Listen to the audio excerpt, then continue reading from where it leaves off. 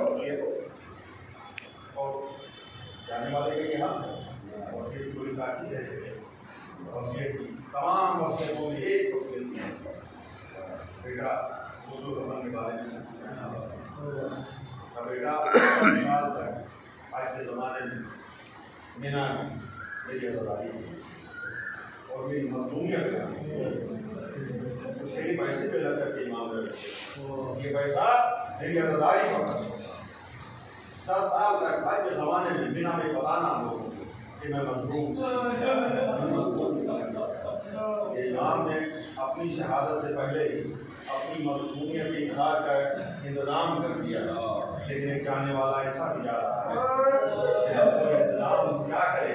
वो हालत है, वो गुर्बत का आलम है, लिबास भी है, जाते जाते वो भी तब्दील करके जा रहे हैं क्योंकि जानते हैं कि मेरी शहादत के बाद ये पुराना लिबास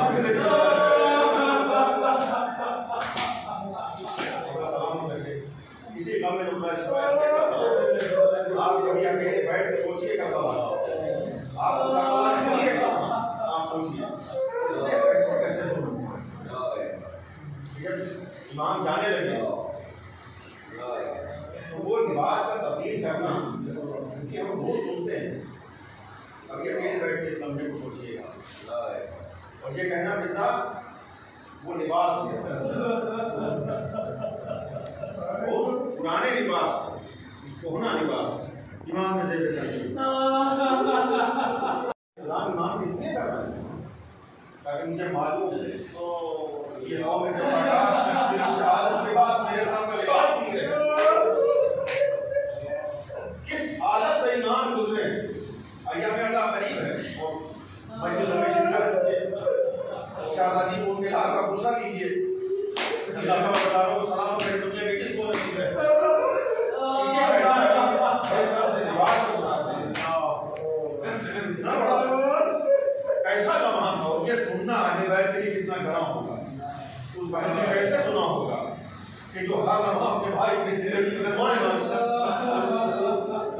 बेटा कैसे सुन रहे हैं, घर वाले कैसे सुन रहे हो जब ये हालत। बस एक लम्हा बात करूंगा कि जितने भी इमाम के आप जानते हैं बस अपने वसीयत की, लेकिन मेरे मौला इमाम हुसैन ने किस तरह की कोई वसीयत नहीं। इमाम करबला के मैदान में एक लम्हा है, ताकि मोहर्रम की इस लम्हे को आप याद कीजिएगा। एक लम्हा है जो इमाम को गुजरा, वो लम्हा ऐसा है कि जितनी मर्तबा मैंने पढ़ा आंसू जारी हो जाता।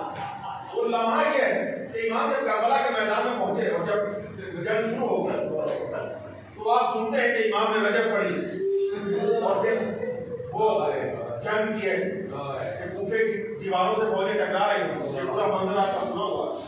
और इमाम पढ़ के हमला करते थे, कई दोस्त का भूखा प्यासा